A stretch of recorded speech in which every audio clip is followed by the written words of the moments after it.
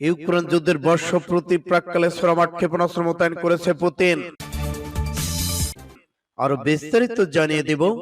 চীনের সঙ্গে বৈঠক করতে চান জেলেনস্কি। পারমাণবিক যুদ্ধের ব্যাপক ঝুঁকির মুখে বিশ্ব, আইক্যানের ঘোষণা।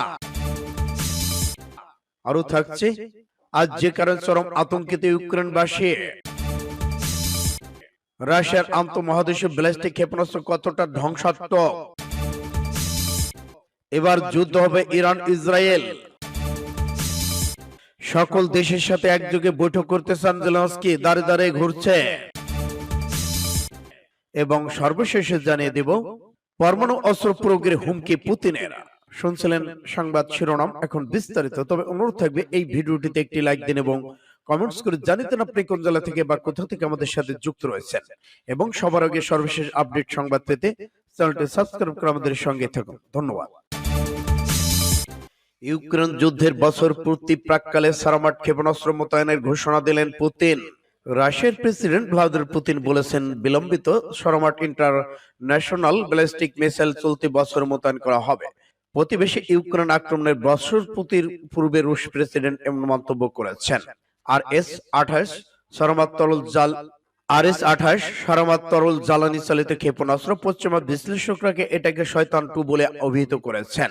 2018 সালে পুতিন এই ক্ষেপণাস্ত্র 2022 সালে মোতায়েনের ঘোষণা দিয়েছিল। মার্কিন সংবাদ মাধ্যম CNN এর খবরে বলা হয়েছে, প্রেসিডেন্ট জো বাইডেনের কিয়েভ ভ্রমণের আগে রাশিয়া সারামাট ক্ষেপণাস্ত্রের পরীক্ষা চালায়, কিন্তু সেই স্টেট ব্যর্থ হয়েছে। যদিও রুশ প্রতিরক্ষা মন্ত্রণালয় এ বিষয়ে কোনো মন্তব্য করেনি। সারামাট ক্ষেপণাস্ত্রটি 115 ফিট দীর্ঘ। পুতিন বলেন, রাশিয়ার শত্রুদের এই ক্ষেপণাস্ত্র দ্বিতীয়বার চিন্তার কারণ হবে। এই ক্ষেপণাস্ত্রের গতি 18,000 কিলোমিটার। নিউক্লিয়ার ওয়ারহেড থাকা এই মিসাইল একাধিক টার্গেট যোগ্য যানবাহন করতে পারে, যেগুলো ভিন্ন ভিন্ন বিষয়কে লক্ষ্যবস্তু বানাতে পারে। পিতৃভূমি রক্ষা দিবস এ দেওয়া পুতিনের এই বক্তব্য বৃহস্পতিবার প্রচার করা হয়। এতে পুতিনকে বলা শোনা যায়, আমরা 3টা ক্ষেপণাস্ত্র শক্তিশালী করতে বিশেষ মনোযোগী দেই। এই বছর প্রথমবারের মতো সারামাট মোতায়েন করা হবে। সূত্র আল জাজিরা। চীনের সঙ্গে বৈঠক করতে চান জেলেনস্কি। ইউক্রেন রাশিয়া যুদ্ধের 1 বছর পূর্তি আজ।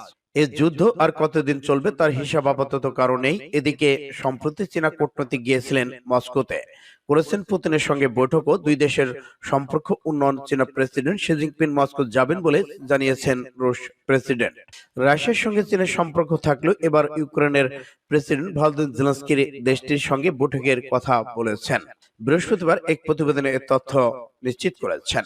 জেলেনস্কি বলেছেন, রাশিয়া ইউক্রেন যুদ্ধ বন্ধে চীনা কোনো পরিকল্পনা আমাদের দেখছে না। এরপরেও চীনদের সঙ্গে ইউক্রেনের বৈঠক বাঞ্ছনীয়। ইউক্রেন রাশিয়া যুদ্ধের প্রথম বার্ষিকীতে আগে প্রাক্কালে জেলেনস্কি বলেছিলেন, চীনের সঙ্গে বৈঠকের জন্য কিয়েভ থেকে যোগাযোগ করা হচ্ছে। স্পেনের প্রধানমন্ত্রী পেদ্রো সানচেজকে সঙ্গে রেখে কিয়েভে সংবাদ সম্মেলনে ইউক্রেনের প্রেসিডেন্ট বলেন, আমরা চীনের সঙ্গে বৈঠকের জন্য মুখিয়ে রয়েছে।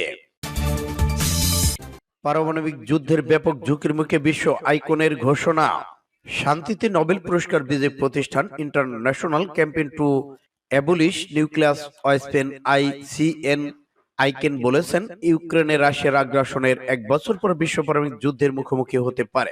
বৃহস্পতিবার আলাদুলু এজেন্সির এক প্রতিবেদনের তথ্য নিশ্চিত করা হয়। আইকেন বলেছে, আমরা ধারণা করছি এই সপ্তাহে রাশিয়া তার পূর্ণ শক্তি নিয়ে ইউক্রেনে আগ্রাসন চালাবে। এমনকি 1945 সালের পর প্রথমবারের মতো পারমাণবিক অস্ত্রের মুখোমুখি হতে পারে বিশ্ব। হগাস্টা বলেন, রাশিয়া ইউক্রেনে পারমাণবিক অস্ত্র ব্যবহার করার জন্য বারবার হুমকি দিচ্ছে। যুদ্ধের কারণে এটি ব্যবহার করা হতে পারে এমন একটি ক্রমবর্ধমান ঝুঁকি রয়েছে। তিনি আরো বলেছেন, কিছু ভুল গণনা বা হুমকি প্রতিফলন ঘটনার জন্য মস্কো পারমাণবিক অস্ত্র ব্যবহারের সিদ্ধান্ত নিতে পারে।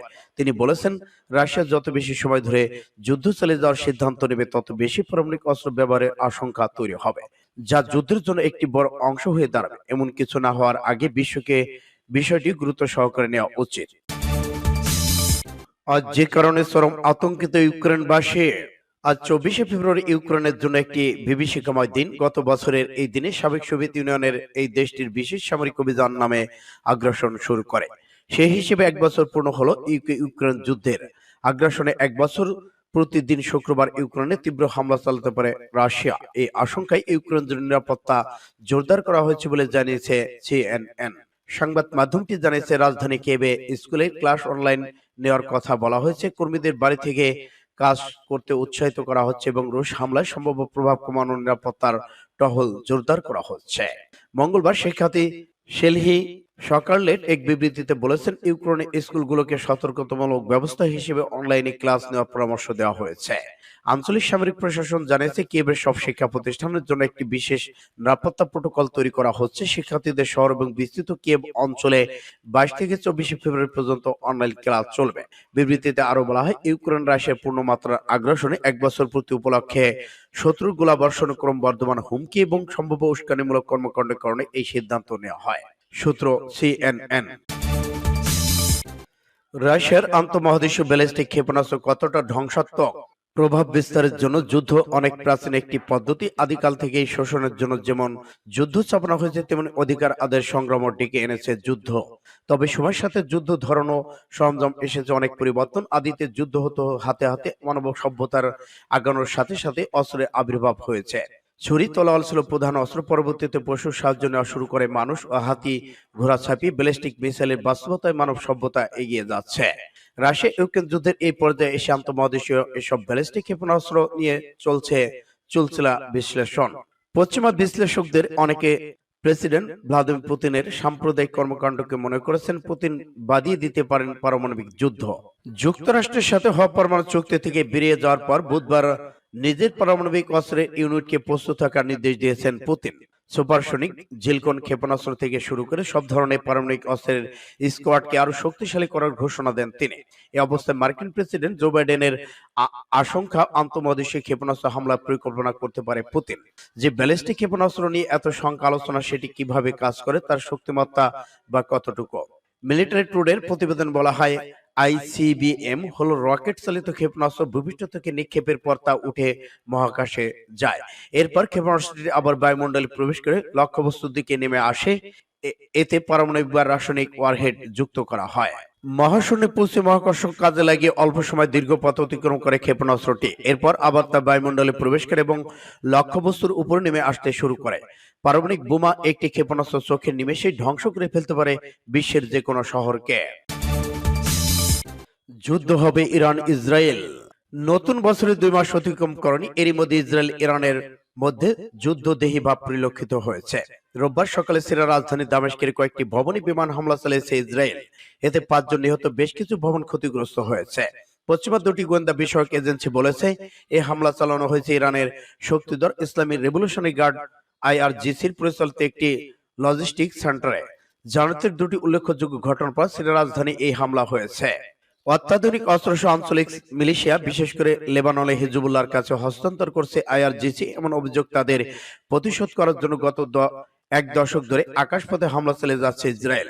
সিরিয়া যাতে IRGC তাদের সামরিক ঘাঁটি গড়তে না পারে, সেটাও চেষ্টা করেছে ইসরায়েল। 29 জানুয়ারি ইরাক সিরিয়ার মধ্যবর্তী আল কাইম সীমান্ত ক্রসিং এর হামলা চালিয়েছে ইসরায়েল। ঘন ঘন এই এলাকাকে এমন হামলার টার্গেট করে তারা। ইরানের ভেতর ড্রোন ও ক্ষেপণাস্ত্র উৎপাদন প্রতিষ্ঠার বিরুদ্ধে এমন ছদ্মবেশী হামলাও করার অভিযোগ এসেছে ইসরায়েলের বিরুদ্ধে। চীনের সঙ্গে বৈঠক করতে চান জেলেনস্কি। ইউক্রেন রাশিয়ার যুদ্ধের 1 বছর পূর্তি আজ। এই যুদ্ধ আর কতদিন চলবে তার হিসাব আপাতত কারো কাছে নেই। এদিকে সম্প্রতি চীনা কূটনীতিক গিয়েছিলেন মস্কোতে, কয়েকজন পুতিনের সঙ্গে বৈঠকও হয়েছে। দুই দেশের সম্পর্ক উন্নয়ন। চীনা প্রেসিডেন্ট মস্কোতে যাবেন বলেও জানিয়েছেন রুশ প্রেসিডেন্ট। রাশিয়ার সঙ্গে চীনের সম্পর্ক থাকলেও এবার ইউক্রেনের প্রেসিডেন্ট ভলোদিমির জেলেনস্কি দেশটির সঙ্গে বৈঠকের কথা বলেছেন। বৃহস্পতিবার এক প্রতিবেদনের তথ্য জানিয়েছে রয়টার্স। জেলেনস্কি বলেছেন, রাশিয়া ইউক্রেন যুদ্ধ বন্ধে চীনের কোনো পরিকল্পনা আমরা দেখছি না। তারপরও চীনদের সঙ্গে ইউক্রেনের বৈঠক বাঞ্ছনীয়। ইউক্রেন রাশিয়ার যুদ্ধের প্রথম বার্ষিকীতে আগে প্রাক্কালে জেলেনস্কি বলেছিলেন, চীনের সঙ্গে বৈঠকের জন্য কিয়েভ থেকে যোগাযোগ করা হচ্ছে।